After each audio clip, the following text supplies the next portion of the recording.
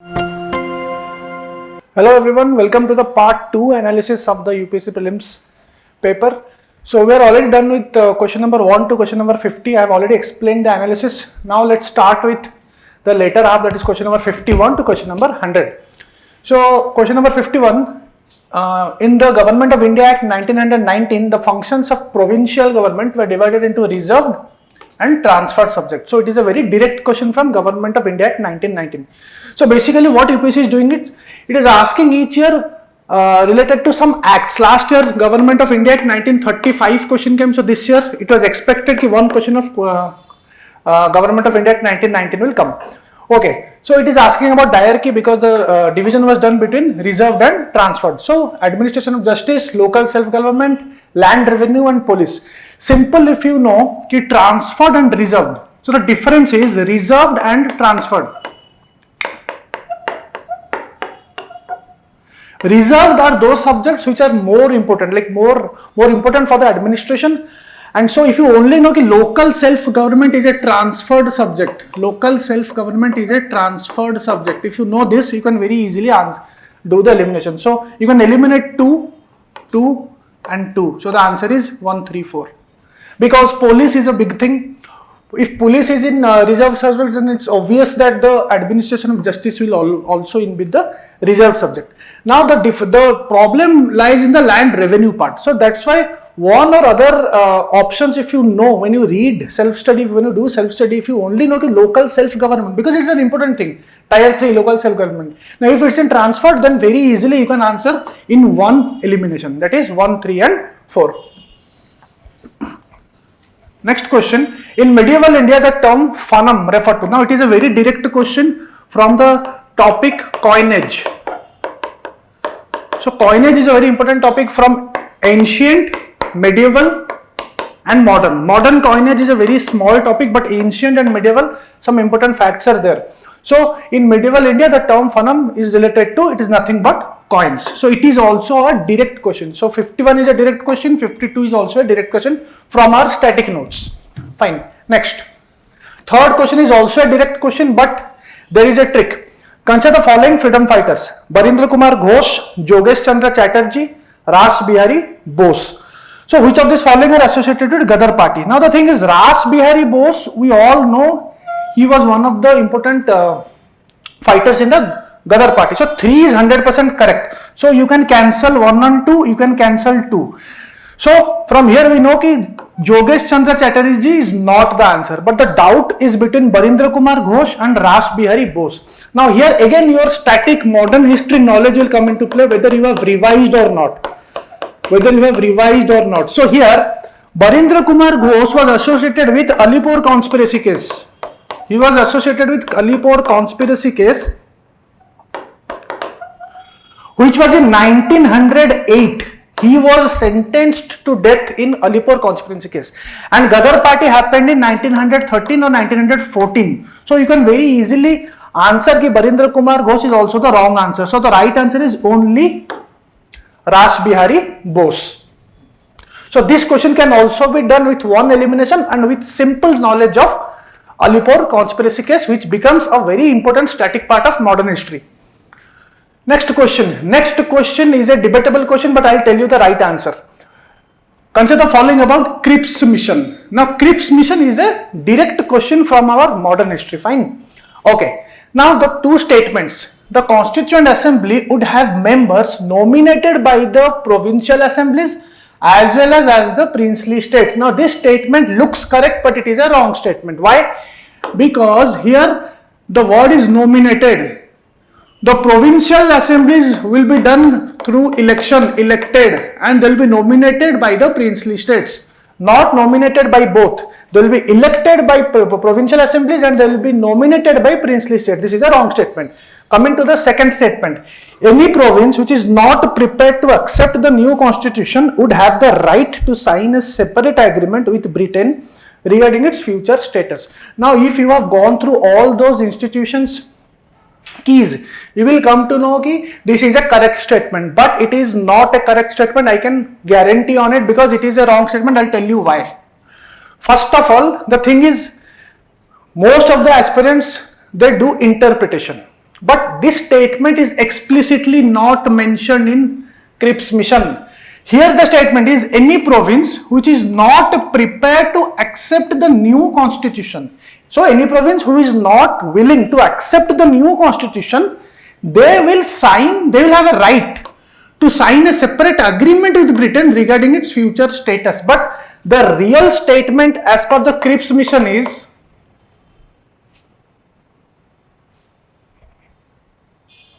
so the real statement as per the Cripps mission is, any province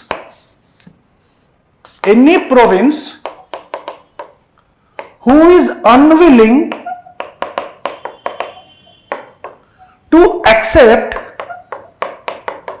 the new, which is unwilling to accept the Indian dominion. So the Cripps mission says any province which is not ready to accept the Indian dominion, not the Indian constitution or a new constitution. There is a difference. You cannot simply interpret if anyone is not willing to accept the Indian dominion, it is equivalent to not accepting a new constitution. No, it is a wrong statement.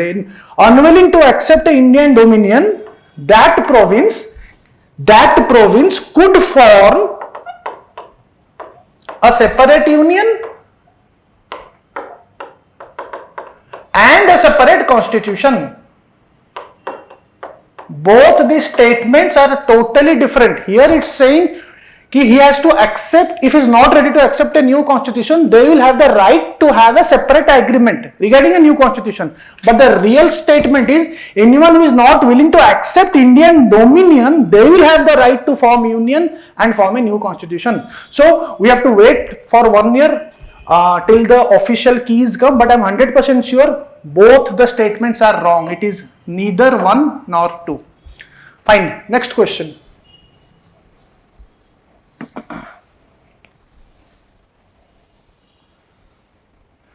With reference to Indian history, consider the following statements. Now, some aspirants may think it is a very difficult question, but no, it's not at all a difficult question. It is a very direct question from normal books. That's why I always tell you, you have to go beyond NCERTs and you have to go beyond the basic recommended books. Now, what is recommended books? Nobody knows, because it's the institutes who have made it. Spectrum is a recommended book. Nothing. Our syllabus in UPSC syllabus is only Indian history. It does not say Indian history spectrum or XYZ book. So we have to minimum cover 3 to 4 books. Now these all information are available in a book called Poonam Dahiya Dalal. And in some other books also, V.D. Mahajan, and in some other high level books also, these things are directly covered. Neti Pakarana is a Buddhist text. Avadhana Shataka is a Buddhist text. So these two are non-canonical Buddhist texts. Now if you cover, as I always say in my history classes, if you cover the difference between canonical and non-canonical texts of Buddhism and Jainism, so you will have a clarity, because 1 or 2 questions will be coming from Buddhism and Jainism. So you can cancel 1 and 3. So the answer is 2 and 4. Even Parisishta Parvan and Tri Shasasti Lakshana Mahapurana, these are also direct questions from that particular book, that is Poonam Dahiya Dalal. So Parivashta is Parisishta Parvan is 12th century AD. Tri Sasti Laka Lakshana Mahapurana is from 9th century AD. So it is done by Jina Sena. So this Mahapurana is done by Jina Sena and Gunabhadra. Jina Sena and Gunabhadra. And this is called as, Parisishti Parvan is called as Book of Guidance. Book of Guidance. So in this way you can cover. If you do a note on all the non-canonical text of Buddhism and all non-canonical text of Jainism, so you can clear this question in one go you can clear. Okay. Next.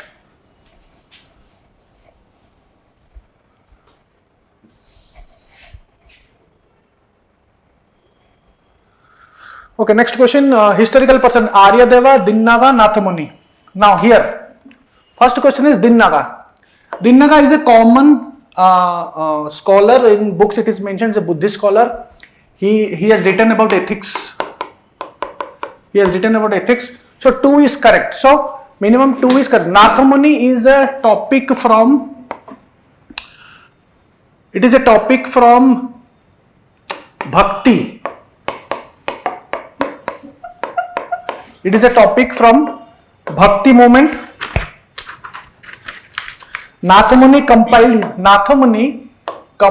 he compiled the Nalayara or Nalayira Divya Prabandham. Now Nalayara Divya Prabandham is very easy. It is mentioned in all the books. But if you know who compiled it, then you can very easily answer it, because Nalayara Divya Prabandham is nothing but regarding Vaishnavism. So Dinnaga is correct and Nathamuni is also correct. And what about Aryadeva? Aryadeva was a 3rd century. Aryadeva was a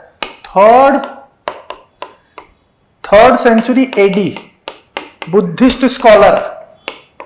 He was a 3rd century AD Buddhist scholar, and he was also later associated with Nalanda University.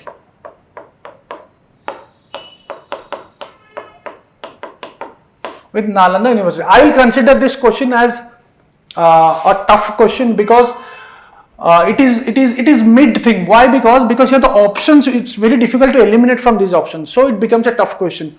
Because Dinnaga, we all know, Nathamuni to some extent aspirants know it, but it is very difficult to catch Aryadeva. Okay, because it's not available in most of the books. You have to go very high level books. So it's better to leave this kind of questions. It's better to leave, because there is no scope of elimination here. There is no scope of elimination. Next. Question number 57. Okay, the first Mongol invasion of India happened during the reign of Jalaluddin Khilji. It's wrong statement. It happened during Alauddin. So medieval India, if you know about Alauddin, about Delhi Sultanate, so very easily you can answer. So 1 is wrong. So A gone and C gone. So either 2 is correct or 3 is correct. So from 1, if you know Alauddin, so 2 is correct, because during the reign of Alauddin, 1 Mongol assault marched up to Delhi and besieged the city, and that was the first Mongol invasion. I do not remember the name, but that was the first Mongol invasion. 2 is 100% correct. So 3 is wrong. Muhammad bin Tughlaq temporarily lost portions of northwest of his kingdom to Mongols. So no, Tughlaq was he was a very powerful king, and at that point of time nothing happened like this. Okay. Next question, with reference to Indian history, which of the following were known as Kulladaran? Now this is also a difficult question, but if you have gone through a book called V.D. Ganesh, you will come to know. It is directly mentioned there. So Kulladaran is related to Sayyid dynasty. It's a difficult question. It's a difficult one. So it is related to Sayyid dynasty, because the Sayyid dynasty kings, they used to wear painted caps. And those painted caps were called as Kulla. That's why they are known as Kulladaran. Now this question also I'll take it as a difficult one.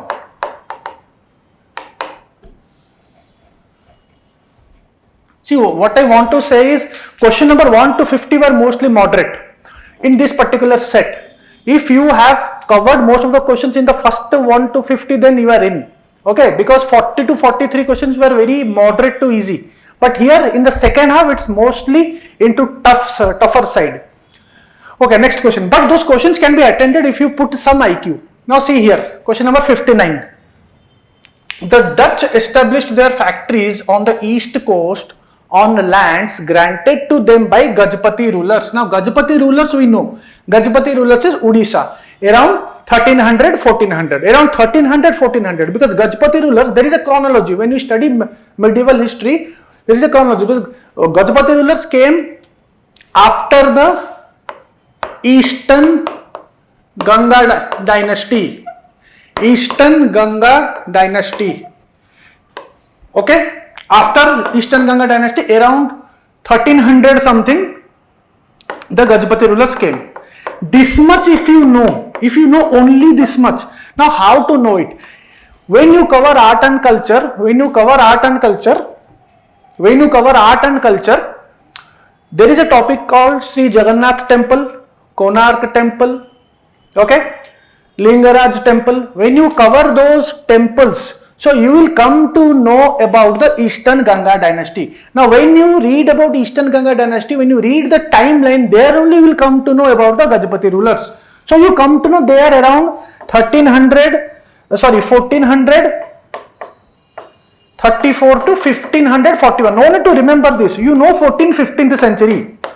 14th, 15th. And before them, Eastern Ganga dynasty were ruling. Now this information basic, this is a basic information.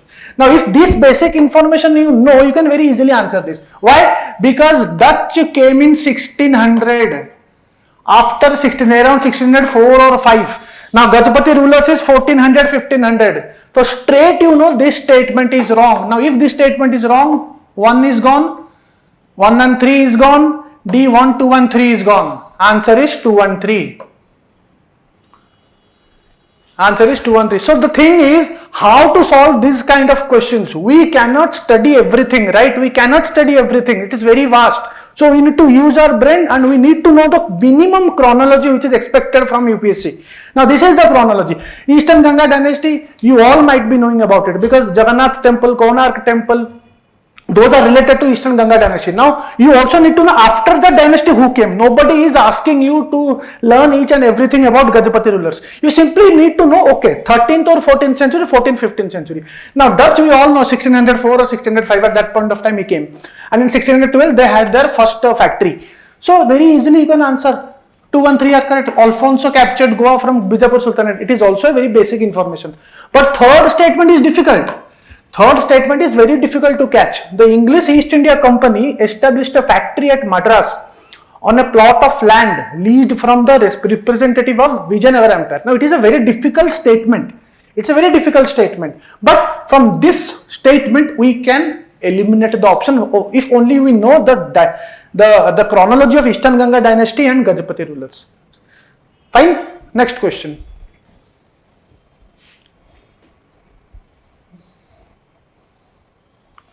According to Kautilya's Arthashastra, which of the following are correct? See, there is also some debate regarding this question. Very different keys are coming from different institutes. But according to my knowledge, according to what I have gone through all those books, I will go with 1, 2 and 3. All the 3 are correct with regard to Kautilya's Arthashastra. These are all statements which are mentioned in Arthashastra. Fine. And these are factual statements. So this question is also a difficult question. It is not for all aspirants who have read some variety books. They have done lots of MCQs. They have revised properly. They can only answer this. So for general aspirants, they should avoid this kind of question. Next.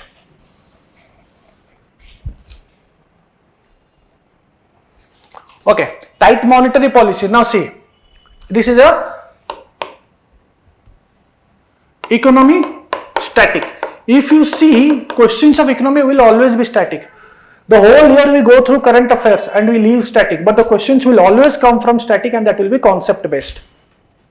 Okay. Tight monetary policy of US Federal could lead to capital flight. Capital flight may increase the interest cost of firms with existing external commercial borrowings. If you borrow out from outside, that is called external commercial borrowings. If you borrow from World Bank or any kind of financial institutions. Devaluation of domestic currency decreases the currency risk associated with ECB. Now, if anyone who is good in economy, he can answer very easily. But here, generally I will tell you how to eliminate. You can eliminate from option 3 directly. From option 3 directly. How? Now, devaluation. Devaluation means your value, the value of your money is decreasing. Your value of your money is decreasing with respect to external currency like a dollar. If your value is increasing and there is existing ECB, existing Okay, there is ECB, like you have taken loans from outside, now you have to give them, you have to return them in dollar, but your value is decreasing because devaluation is there. So obviously it will increase the currency risk, it will not decrease, it will increase the currency risk because you have to pay them in dollars and your value, the currency rupee value is decreasing because of devaluation. So third statement is correct, wrong. So B gone, C gone, D gone. Answer is 1 and 2. Simple answer is 1 and 2. Obviously, tight monetary policy always leads to capital flight, because if there is a tight monetary policy from a RBI or any kind of apex banking institution, obviously the money will be, anyone who has invested it, he or she will take out the money. So this is a correct statement. Fine. And this, the way I explained this third goes with option 2. Obviously, you have to pay them. You have to pay them more interest because your value is value has decreased. So capital flight may increase the interest cost of firms with existing ECB. Very direct. So 2 and 3, the explanation of third statement directly goes with option 2. So 1 and 2 are correct. Even in one elimination also you can solve it if you know the basic ECB and you know the basic meaning of devaluation. If you know the basic meaning of what is devaluation and you know what is ECB, external commercial borrowings, your answer is directly done. So again, conceptual economy will play a very big part, not today, in next year also it will play a very big part. So I recommend you to cover these chapters for economy, that is economy static. Those are giving next year, only these chapters: monetary policy, fiscal policy, inflation, banking, which includes RBI, some bonds you can cover, which here and there you will get in these chapters, and next is foreign exchange, where appreciation, depreciation, devaluation, everything will come. Questions will be framed from here if you cover. So always focus on these 6 chapters. Other small chapters you can cover here and there, but these chapters should be covered on a concept level, not on a current affair level. It should be done on a concept level. What usually aspirants do, they go for current affairs. Not a single question will come from current affair from these topics at least. Okay? It may happen somewhere in current affair, but the question will come in a concept level. It will be framed in a concept level. Okay, next. 62. Consider the following statements. Okay, Andhra Pradesh, Kerala, Himachal, Tripura. Which of the above are generally known as tea producing states? Now this question is also in debate. In some institutes I saw different answers, but the correct answer is, it's a factual question. The correct answer is only 3 states. Okay, Andhra Pradesh is not. Andhra Pradesh is not. Okay, it's Kerala, Himachal and Tripura. And this information I have taken from Indian Tea Association. Indian Tea Association, which you can believe as an authentic information regarding tea. Source is Indian Tea Association. You can go to the Indian Tea Association website and check. Andhra Pradesh is not there. Himachal Pradesh is there. Tamil Nadu, Assam, Tripura, Karnataka, Kerala, all are the correct answers. Next. Again, next question is a very easy question, direct question from economy. In India, credit rating are regulated by RBI. No, SEBI does it. When you study the banking chapter, all these things in a side way they will come. You will get to know a lot of things about SEBI and all those regulatory agencies.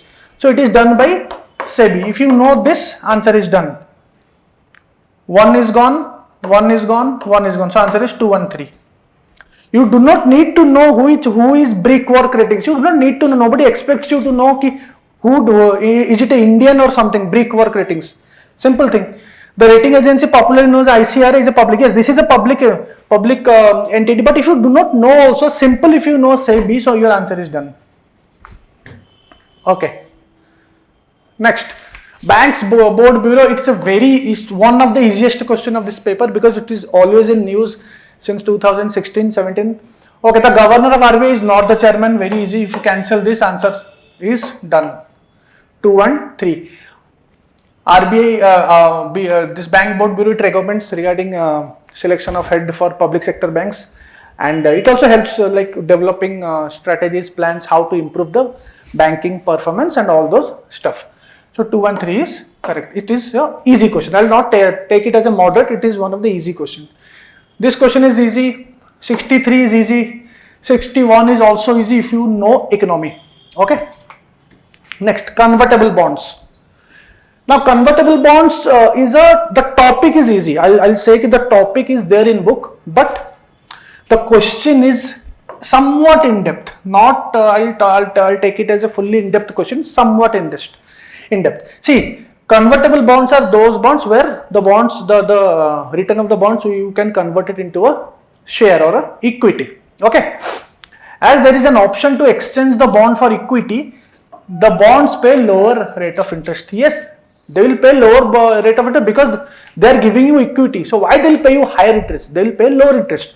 So this is one of the, you can say, disadvantage, because they are lowering the interest. Because only they are giving you equity, they will lower the interest. But one advantage of these bonds are that they are attached with inflation. They are attached with inflation. It means they are indexed with the price rise. That is called indexation. The option to convert the equity affords the bondholder to a degree of indexation to rising consumer prices. Indexation means prices increases, right? Whatever plot you buy today, the same price will not be there after 20 years. So obviously there will be an indexation regarding the price rise in these 10 to 15 years. The price will be done as per the inflation. So here this is one of the advantages of convertible bonds. So I will suggest, if you come in your self-study, if you come through any kind of bond, today this question come, next year some other bond will come. When you go through any kind of economic concept or bond, apart from your book, try to learn some information from Investopedia. Try to learn something from Investopedia. Like what are the advantages, what are the disadvantages, what are the unique points? What unique points? Why that bond or XYZ, that thing is very special? Why? Why it is unique? Some points you will get, and those points can be asked in prelims. Okay. So here the answer is both 1 and 2. Now 66 is an easy question, IR question, but it's an easy question. Lot of IR question came, but it is one of the easy IR question. AIIB, Asian Infrastructure Bank Investment, India is a member. MTCR, Missile Technology Control Regime, it's a member. Shanghai Cooperation, India is a member. Pakistan is a member. It was in news. So all are correct. So it is a direct question. Second, next question is, Vietnam has been one of the fastest growing economies in the world in the recent years. Vietnam is led by a multi-party system. Vietnam's economic growth is linked with integration with global supply chains with focus on exports. For a long time, Vietnam's low labor cost and stable exchange rates have attracted global manufacturers. Vietnam has the most productive e-service sector in the Indo-Pacific region. Now, these questions do not need any preparation. You can't prepare about Vietnam, right? So, how to solve it? Simple. We know Vietnam is good. Like it's like the exports are good. It is going good in an economical way. If you think the supply chain is good. Third statement is 100% correct. Fine. So if third statement is correct, you can cancel A, you can cancel D. Simple. You can cancel A, you can cancel D. Now, from here you come to know either 5 is correct or 1 and 4 should be correct at a time. Either 5 is correct or 1 and 4 should be correct. So here the answer is 1, 3 and 4. One statement is also a very common statement. Yes, it is one of the fastest. Nobody is asking whether it is number 1 or number 2. It is one of the fastest. So 100% 1 is correct. Now if 1 is correct, so obviously 4 is also correct. So you can go with C. Direct. So it is also an easy question. It may look difficult, but when you do the like pros and cons, and if you do the calculation here, you do not need to know if it is led by a multi-party or a single party. It is led by one party. That is okay, but you do not need to know as per this question. They are framed in that way. You can very easily cancel. Okay. So 1, 3 and 4 is the correct answer. 4 is a very factual statement, but we do not need to know, because from here only you can, from option 3 and 1 only you can very easily find the answer. Next question is also economic question, but it is one of the easiest question. Which of the following is responsible for maintaining price stability? Price stability means inflation chapter, that is RBI through its monetary policy. Okay, next question. Next question is non-fungible tokens, NFTs. Okay, they enable digital representation of physical assets. Yes, it is a current affair question because NFTs are in news. Cryptocurrencies and NFTs are in news. So you can expect. They are unique cryptographic tokens that exist on blockchain, correct? They can be traded or exchanged at equivalency and therefore can be used as a medium of commercial transaction. This is wrong. They cannot be traded or exchanged at equivalency and they cannot be used as a medium of commercial transactions. Only cryptocurrencies can be done. NFTs cannot be done. Okay, so this is wrong answer. So 1 and 2 is correct. Next question, geography, map based or place based or river based. Ghataprava is in Karnataka, it is wrong. Gandhi Sagar is in Chambal River. Gandhi Sagar is in Chambal River. If you know the river, you can know the state. Indira Sagar is in Madhya Pradesh. So this is Narmada River. Maithun is not in Chhattisgarh, it is in Jharkhand. It is in Jharkhand, the river name is Barakar. River Barakar, Barakar, Barakar river. So here the answer is only 3 pairs are correct. These 3 are correct. I can say this is also a difficult question. Like if you do not know about Maithun, Chhattisgarh aspirants can very well do it. Even I guess Indira Sagar is quite common. Even Ghataprava is also common. Ghataprava is in Karnataka. Most of the people knows it. So all 4 pairs are not the answer. From here you can come to know Ghataprava is the wrong answer, 100%. So all 4 are not. To some extent, people know Gandhi Sagar and Indira Sagar. So I'll take it as a like it's not very easy, but it's a moderate question. Okay.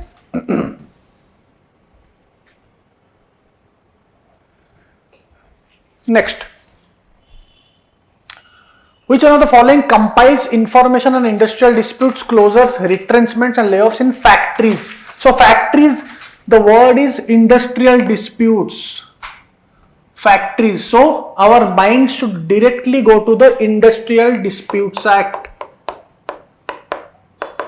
Industrial Disputes Act of 1947.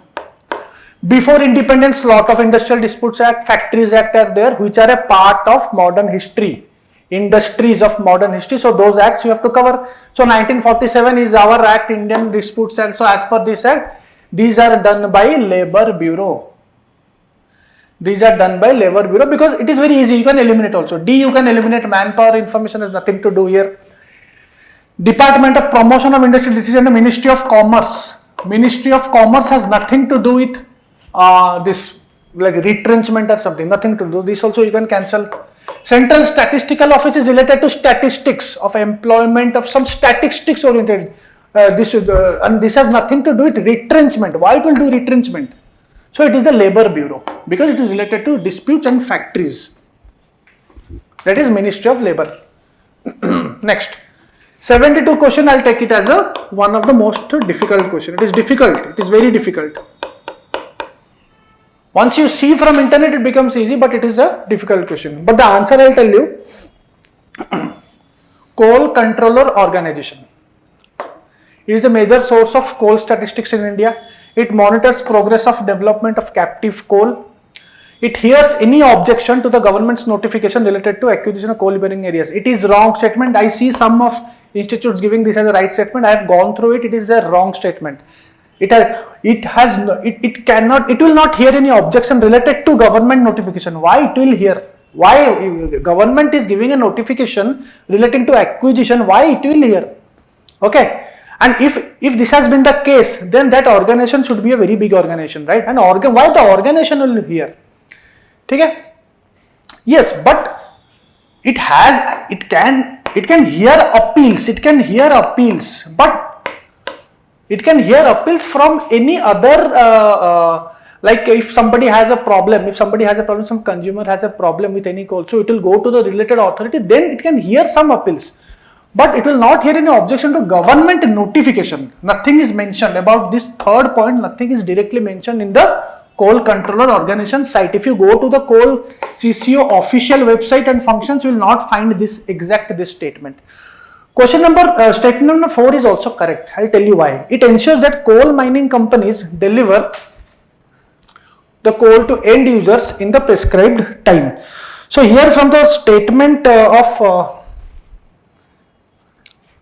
there is a act called Coal Mines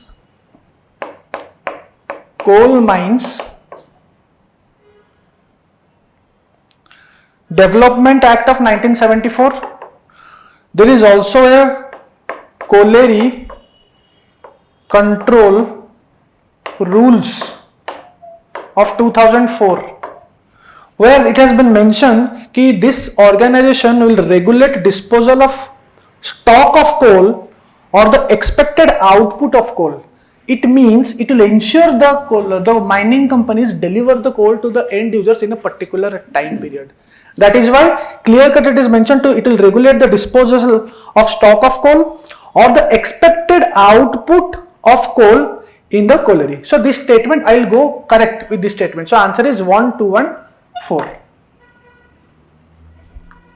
Next. 73rd is a direct question from polity. 5th schedule. If a particular area is brought under the 5th schedule, which of the following statement best reflects? Obviously, it will prevent the transfer of land of tribal people to non-tribal people. It's a direct question. It has nothing to do, it will create a local self-government, no. Nothing to do with union territory, nothing to do with special category status. Even now, special category status is not there. Okay. Next, 74. Now, 74 question is out of the box. 3 to 4 or 4 to 5 questions will be totally out of the box. You can't guess. So, it's better there is a thumb rule. If there are two statements, 1 and statement 2, and those are highly factual, and this is an example of this question, those questions should be left. You should not attend these kind of questions. The statements will lure you to attend, but you should not attend. There will be some words which will lure you to attend, but you should not attempt, because these questions are traps. These questions are traps just to take the negative marking from your correct answer. So you should never attend these kind of questions. Indian Sanitation Coalition is a platform to promote sustainable sanitation and is funded by government and WHO. So the statement looks very good. WHO, health, sanitation, government, it looks very good. But here lies the trap. It is correct. It is not correct. It is not WHO. And even it will not fund, government will not fund. It is funded by, I guess, World Bank. Yes, it is funded by World Bank Group. You should not cover this. You should not cover this kind of studies in your self-study also, because it is very less chances those kind of questions will come. So you have to leave these kind of questions. This coalition was launched at FICCI, Federation of Industries, right? FICCI is a pressure group, so it was launched at 2015. Okay, 2015. Second statement, the National Institute of Urban Affairs is an apex body of the Ministry of Housing and Urban Affairs in Government of India and provides innovative solutions to address the challenges of urban India. Now it looks like a very nice statement. So this statement is correct, but the first statement is very highly factual. So better you should leave these kind of questions. Okay. Next question is also a direct question, Environment Protection Act. So every year, if you see, one government act is coming from modern history, one environmental act is coming from environment. In last year, FRA Act came, Environment Protection Act, Wildlife Protection Act, Indian Forest Act 1927, Forest Conservation Act 1980. So all these acts you have to cover in detail. It's not like 4 to 5 lines kahin se pad liya and hamara ho gaya wo act. No, you have to cover in detail. One wildlife question came this year, I'll tell you. Okay, so here the answer is Central Groundwater Authority. Quite direct question. Okay, next. United Nations Credentials Committee. Again, this question out of the box. out of the box question. So out of the box question, 2 statements you should leave. 2 statements you should leave. But if it is a 3 statement, you should attend. How to attend? First of all, we do not know anything about this committee. Suppose we do not know anything about this committee, but how to attend? It is a committee set up by UN Security Council and works under its supervision. First of all, if you have gone through United Nations, Security Council has only 5 permanent members, P5, right? It is the UNGA which does the council. It is the UNGA which creates councils. How only the 5 members will create council? Security Council. It is the General Assembly which will create council. So one is 100% done if you know basic United Nations organization, how it works, basic, which is a part of IR. So one you can cancel. You cancel option B, you cancel option D. Fine. So from now you came to know option 3 is correct. It assesses the credentials of all United Nations members before submitting a report to the General Assembly for approval. From 3 statement also you can cover 1 statement, because here it is clearly mentioned it gives report to General Assembly. If it gives report to General Assembly, so it will be set up by General Assembly itself, not by UNSC. Fine. So 3 is correct. Now it traditionally meets in March, June and September. It is again a trap. Very less possibility it will only meet in these particular months. Like, what is the reason? There is no particular reason why it will meet in these months. It can meet any time according to them, right? So answer is only 3 only. So sometimes you also have to have that IQ, because prelims is all about knowledge plus IQ. Only knowledge will not work, only IQ will not work. Both should mix together, and it can only happen when you do advanced learning. I am again and again telling, limited learning will not help you. Advanced learning you have to do. Because advanced learning will help you increase your IQ. Very simple logic. How can a limited study will improve your IQ? Advanced learning will improve your IQ. Lot of people will tell you, do this much, do that. Do only cover this book, you will clear. No. Even toppers are saying, the toppers have done advanced learning, that is why they are toppers. They are toppers because they have done advanced learning. Fine. Okay. Next. Polar code. Okay. Now it is also a bit difficult question, polar code. I will not say bit difficult, it is a difficult question, by the way. Okay. The answer is, it is an international code of safety for ships operating in polar waters. Now we know all these codes are done by International Maritime Organization. Okay. We know about SOLAS, SOLAS. We know about MARPOL. All are related to ships or the safety of ships or something like that. Okay. This is also done by IMO, like SOLAS and MARPOL, but it is related to safety of ships, but only in polar waters, only in Arctic and Antarctic. Now if you ask me how to cover this, I'll tell you how to cover this. In your self-study, what you need to do when you go through any magazines, right? Obviously, you will get MARPOL. N number of websites, MARPOL is mentioned. Okay? So when you read about MARPOL in a particular website, you come to know it is under International Maritime Organization under UN. Okay, it is a convention. It is a convention like UNFCCC. It is a convention under this.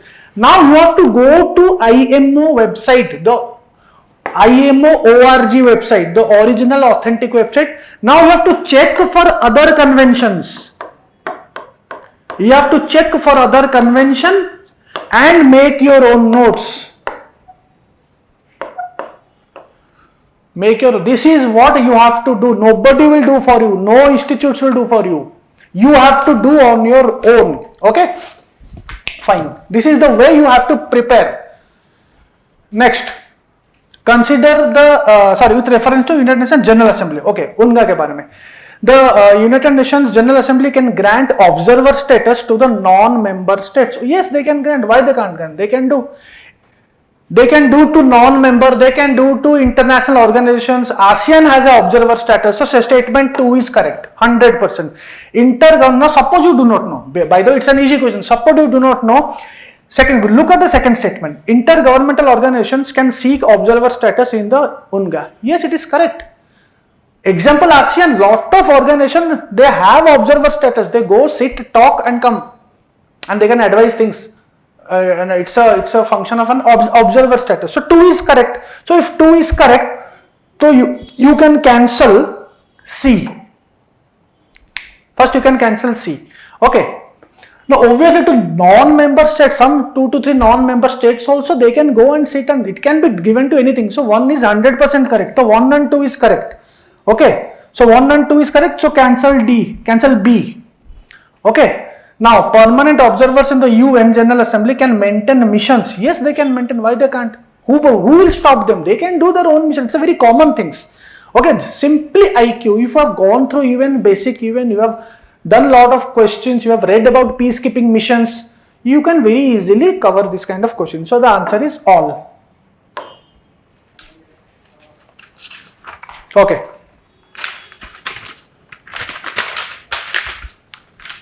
Okay, I just need to point out one thing here. The United Nations Charter is the constitution of United Nations. It does not have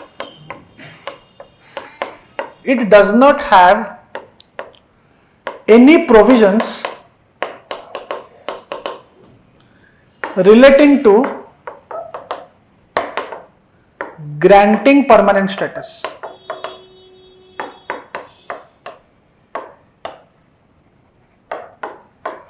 You can know this information, it may help you in some other exams. Okay. See, UNGA can grant, but if you talk about the charter, in charter there is no provision relating permanent status. Charter is a different thing, it's a constitution. Lot of rules also come from resolutions, right? So maybe from a resolution it would have come. But if we talk about UN charter, it does not have any provisions relating to granting permanent status. Next.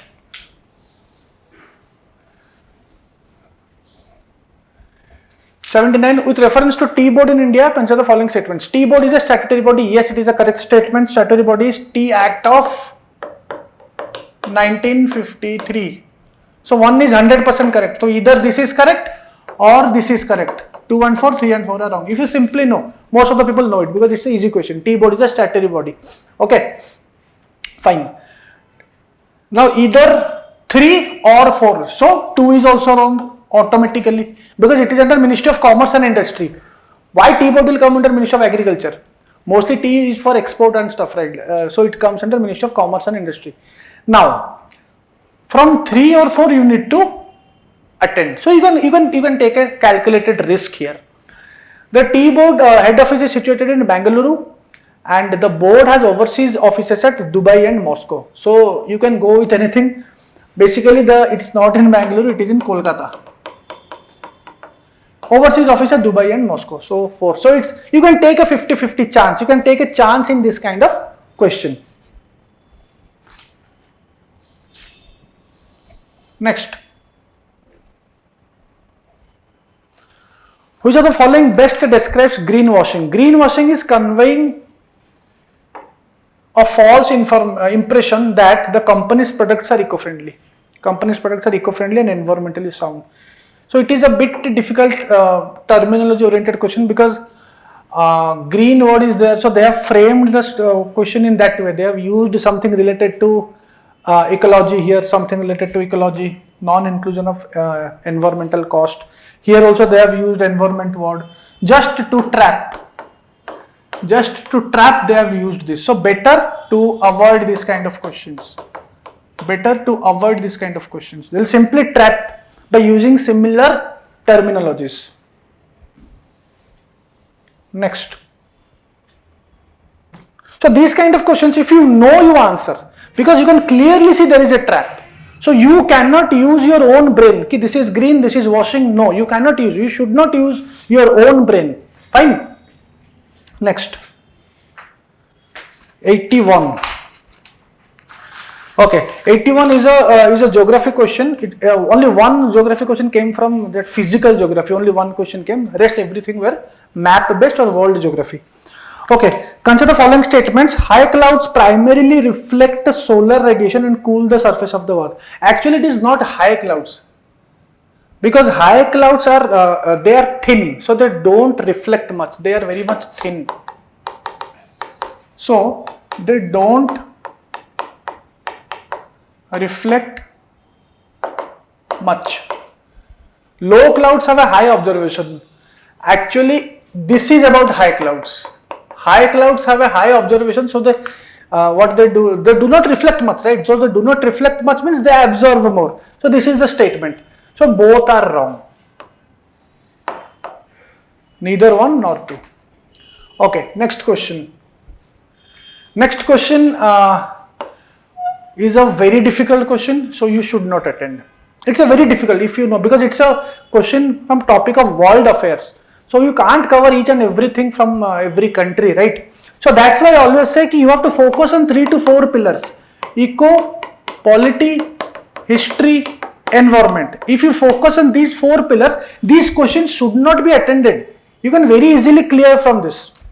Okay, and to some extent IR. 3 to 4 questions from IR will be easy. Okay, in this year also 3 to 4 questions were easy. Rest questions were at a moderate to difficult level, but at least 3 to 4 questions can be attended. So it is very easy to clear if you focus the whole year on this. But what we do is we go for current affairs, we do not go for eco concept level learning, we do not go for polity, bare act, we only simply cover Lakshmikant. The whole year we cover Lakshmikant. But still then only Lakshmikant will not help you in prelims, it will not even help you in mains. It will not even help you in mains. Okay, fine. Next, 82 question is, okay, BDBD is a large refugee settlement in northeast Kenya. No, it is not in Kenya. It is in Uganda. It is in Uganda. So one is wrong. Some people who fled from South Sudan civil war live in BDBD. This is correct. Some people who fled from civil war in Somalia live in Dadaab refugee complex in Kenya. This is correct.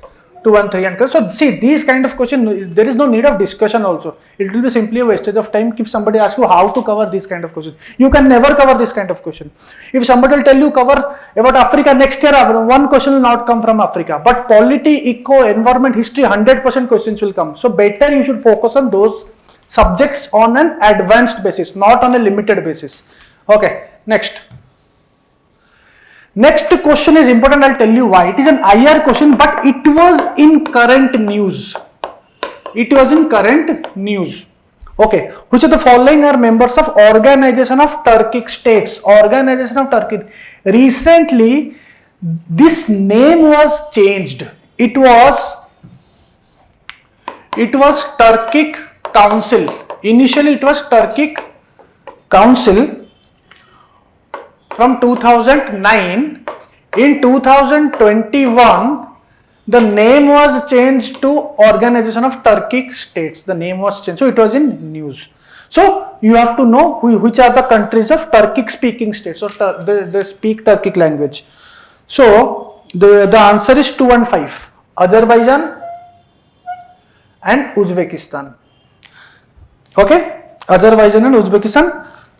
Turkey is also a member. Kyrgyzstan and Kazakhstan. So Turkey, Kyrgyzstan, Kazakhstan, Azerbaijan, Uzbekistan are members of Turkic Council, which was formed in 2009. In 2021, the name was changed to, it was the 8th or 9th council meeting, annual meeting. Not annual meeting, it is 8th summit. Not annual, it is the 8th summit. And they changed the name to Organization of Turkic States. Fine. Okay, next question. Gujarat has the largest solar park. No, it is Rajasthan. It is Rajasthan, that is Badla Solar Park. BADHL, Badla. Kerala Kerala is the only state to have this. 2 is correct. And Goa has a large floating photovoltaic project. No, it is in Madhya Pradesh. It is in Madhya Pradesh, that is Omkareshwar Reservoir. Omkareshwar Reservoir. Okay. Next IR question is easy question. UNCLOS, the topic is UNCLOS, very easy question. Territorial waters and all those stuff we cover from IR. So it is a direct IR question. This is also 12 nauticals correct. This is correct. This is correct. 200 nautical miles. It's a very direct question. In books also you can find out. So nothing to discuss here. All are correct. Next, Senkaku Islands, again geography map based, very easy question. It is in East China Sea. China and Japan have a dispute. So this is also a easy question. Next question is, I'll tell it as a difficult. It is a difficult question because it is from world affairs and you can't cover all world affairs. It is impossible to cover world affairs. So these kind of questions should be again left. They should not be attended. They should be left. So here the question is only 3 are correct. These 3 are correct. Chart is wrong because in chart there is no permanent military setup by China. We know China has in that place name is what is the place name? Okay, it is Equatorial Guinea.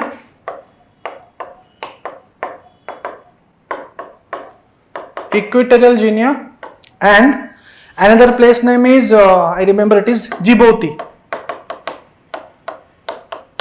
Djibouti and Equatorial Guinea. So answer is only 3 pairs. These 3 are correct, but this question should be left. If you know current affairs in a very detail, if you have read somewhere, then only you can attend, or else this question cannot be attended. So you should not waste your time by going through the year or covering world affairs. Next year not a single question will come from world affairs. Last year lot of ecology question came. Now this year very few, 1 or 2 questions came from that bacteria or fungi and that ant wala question. So you should focus on your static subjects more in order to score marks, because that will help you in clearing prelims. Next, 88. Okay. Anatolia, Amhara, Cabo Delgado and Catalonia. No, here only most aspirants know because Catalonia was in news and it is not in Italy. Okay, it is in Spain. So 100% all 4 pairs is not the answer. Then you have to take your own chance. Nobody can help you here. So here the answer is only 2 pairs are correct. That is, this one is in Turkey, this is in Amhara is in Ethiopia. Cabo Delgado is in Mozambique.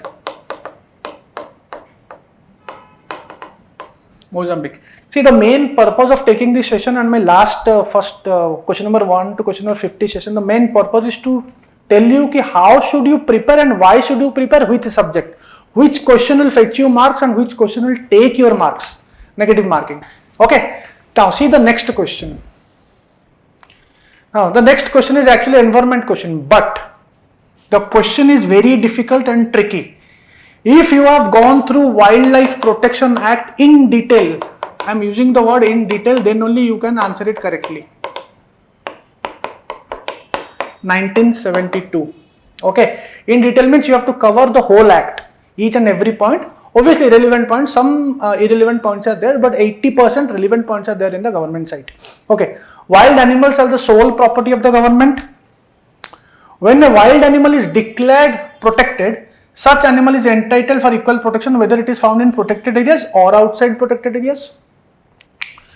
Apprehension of a protected wild animal becoming danger to human life is sufficient ground for its capture or killing. See, if a protected animal is killing someone, first of all, it can be declared. But first of all, there is an option called vermin. Okay. But the point here is apprehension. But you are simply apprehending, you are simply thinking. No, you need to have an evidence, you need to have a scientific evidence. So 3 is 100% wrong. Cancel C, cancel D. So from here we come to know 2 is 100% correct. 2 is correct. 2 is correct. So 2 is 100% correct. If the wild animal is declared protected, so the law will be the same, whether it is found inside a protected area or outside. Now, coming to the first statement, wild animals are the sole property of the government. Now, to solve this, you need to know this act on a whole. So, here in section 39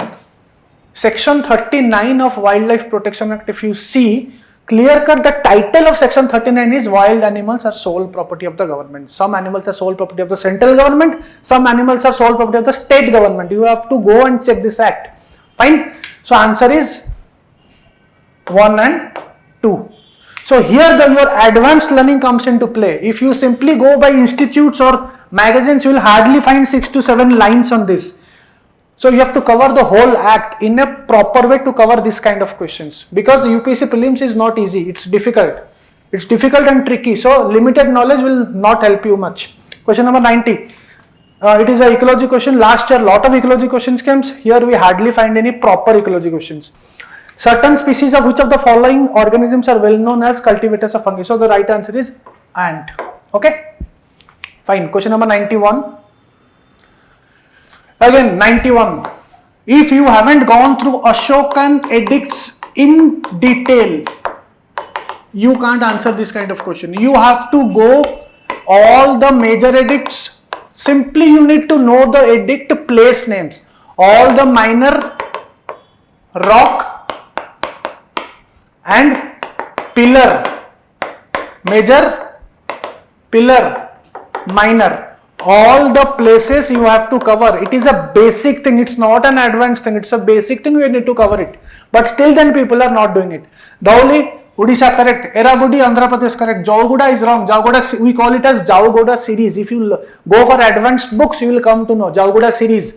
It is also correct. Kalsi is not in Karnataka because Kalsi is in Uttarakhand. Okay, so answer 1, 2 and 3. Only 3 pairs are correct. Proper advanced ancient history. So again, advanced learning will help you come into play. Limited learning will not come into play. Okay, I am clear cut proving it. So it's better, high time you understand the essence of UPSC and try to know or try to adapt into the UPSC. UPSC will never adapt into you. You have to adapt to UPSC. Okay. Next, direct question, Sangam literature. Sangam poems are devoid of any reference to material. How come material culture was properly there? It is a wrong statement. The social classification of Varna was known. Yes, it is a direct statement. If you go through direct statement, again the book name is Poonam Daya Dalal. If you go Poonam Daya Dalal, the topic of chapter name Sangam, topic is society. Topic is society of Sangam. See, the point is, I say now Poonam Daya Dalal, now everyone will go and buy a Poonam Daya and read it. No. You have to ready minimum 4 to 5 books. Today it came from Poonam Daya. Tomorrow it will come from V.D. Ganesh. Day after tomorrow it will come from Sonali Bansal. You never know. So you have to minimum cover 4 to 5 books. You have to read them. And you have to go, you have to search for teachers and mentors who do this. Who do this and provide it to you. They are the right teachers and they are the right mentors. Okay, and there are a lot of people who are doing this in India. Fine. Not lot of people, very few people, sorry. Okay. Sangam poems have no reference to warrior ethic. How come it's possible? Obviously they were there because fights were happening, right? In Sangam, Pandyas, Cholas, Cheras, apas mein they were also fight karte the, or they were doing those wars. So this is also wrong.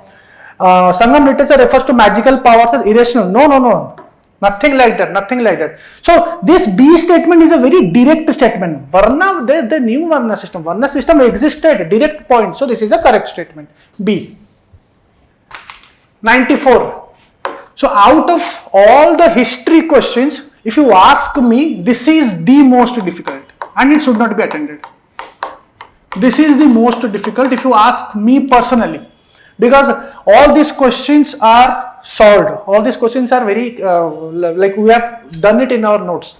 Okay, we are left 92, right? Okay, 92 is also a very direct question. If you have gone through early medieval,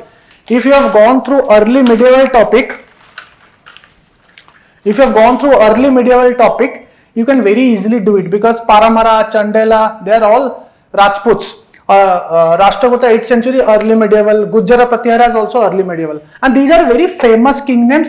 Again, if you go through normal Poonam Daya Dalal or Sonali Bansal, you can clearly see these kings are under this. So Nanuka is under Chandela. It is correct statement. Jayashakti is also under Chandela.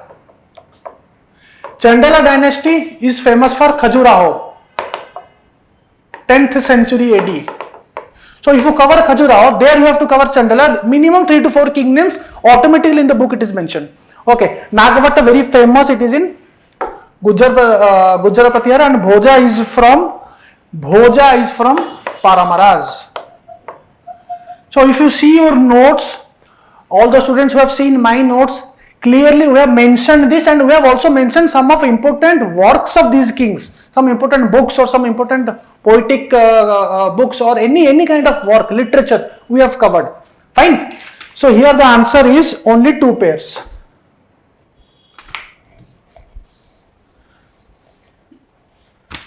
Next, Yoga Vasishtha. Actually, this is the most difficult question. It can't answer because see, it is a very unknown question.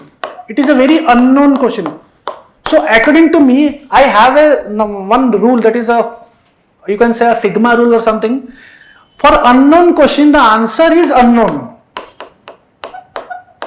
Unknown question, the answer is unknown, provided the other three options are known. Provided the other 3 options are very known or popular. Here 4 options are known, popular. So you should not use your brain. You should not use your brain. I have read somewhere. I have read somewhere means what? You have to be explicit. You have to be very clear. Explicitly I have seen this. Explicit language I have seen this. You cannot simply interpret, come and think and say कि मैंने देखा था यहाँ पे, or you try to connect. No, there is no scope of connectivity here. Simple the question is Yoga Vasishtha, which was translated into Nizamuddin Panipati, किसका था? During the reign of किसका था? Very highly fact based questions, and so all 4 are very common. So you should not attempt these kind of questions because it will take your hard work like in the form of negative marks. It will take your hard work because to get a 2 marks, you work for 1 year, and if for one negative question it will take 0.66. So that is a very difficult part. It's very difficult to see this because your hard work is going in the form of negative marks. Here the answer is Akbar. Here the answer is Akbar. It was even done by Akbar. It was even done by other Shah Jahan also. It was also translated. It was not translated once. It was translated again and again by Shah Jahan during Shah Jahan. It was also translated during Dara Shikoh. These are common stuff we cover, but it is very difficult to cover Yoga Vasishtha. So these are trap questions, not to attend. Okay. Next, Ramanuja. Ramanuja is a 9th, 10th century. So in personalities of saints we cover. So it's a direct question. The best means to salvation was devotion. It was devotion, equality, humility, respect, everything. It is a direct. He did not say that Vedas are authoritative. He did not say logical arguments. He did not say that through it will be salvation can be done through meditation. Nothing like that. Simple devotion, respect, humility, all those things. So answer is A. Next question. Somnath temple. No, Somnath temple is one of the Jyotirlinga. It is very common thing. It is a Jyotirlinga, we all know. So 1 is 100% correct. So you can eliminate first B. Okay. So your 20%, 30% answer is done. A description of Somnath temple was given by Al-Biruni. It is also, I will say, it's a moderate statement. If you know, you can do it. 1, 2 is 100% correct. Now the problem lies with 3 because this statement is highly factual. So again, you have to take a calculated risk here because 3 statements are there. Never go take a calculated risk with highly factual 2 statements. You can take a risk in 3 statements. But the problem is Pran Prasistha of Somnath temple was done, the installation was done by President S. Radhakrishnan. No, it's a wrong statement. It was done by Rajendra Prasad.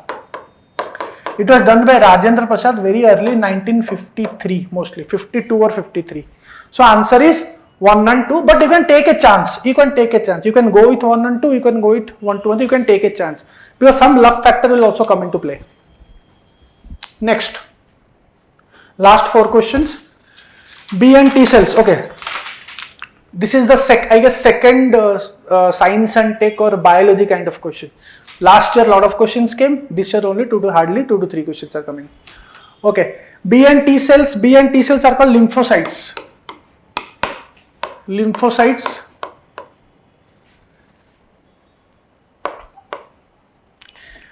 So they protect the body from diseases caused by pathogens. So how to cover this? One book you can cover, that is General Science, only General Science by Lucent. You can cover and do your own self-study or add-ons, or you can just follow some channel where you get some good information. Okay. Next, nanoparticles. Other than those made by humans, nanoparticles do not exist in nature. No, how can they exist in nature? One is wrong. Cancel one. So either 3 or 2. Okay. Okay. So from here we come to know 3 is correct, because 3 is here also, 3 is here also. Nanoparticles of some metallic oxides are used in manufacture some cosmetics. Yes, nanoparticles are used in cosmetics. It's a very common known fact. So 2 and 3 are correct. Okay. DNA barcoding. DNA barcoding here it may be a difficult question. I'll take it as a difficult question, because DNA barcoding is done to distinguish among species. This is a common thing, we know. It will identify undesirable animal or plant materials in process food. This is also a common thing you can know. But the problem is you can assess the age of a plant. Maybe people may think it is correct, but it is actually a wrong statement. And also we do not have all of the above. We do not have all of the above. So it is wrong. It is basically, it is nowadays it is being used in biodiversity monitoring. Biodiversity monitoring without having the physical plant or animal. Without having the physical plant or animal. Okay. Like I mean to say, without collecting the specimens of, without physically collecting the specimens. Last question: carbon monoxide, nitrogen oxide, ozone, sulfur dioxide. It is a proper environment. Easy question, because question is acid rain. So the topic is secondary pollutants. If you cover secondary pollutants, there is a topic called primary pollutants and secondary pollutants. Very direct in our environment notes. So the topic is secondary pollutants. It is about acid rain. So the correct answer is sulfur dioxide and nitrogen dioxide. Monoxide is not there. Ozone is also not there. So answer is 2 and 4. Fine. So we are done with the analysis. Let us wait for the results and keep watching this channel. Thank you.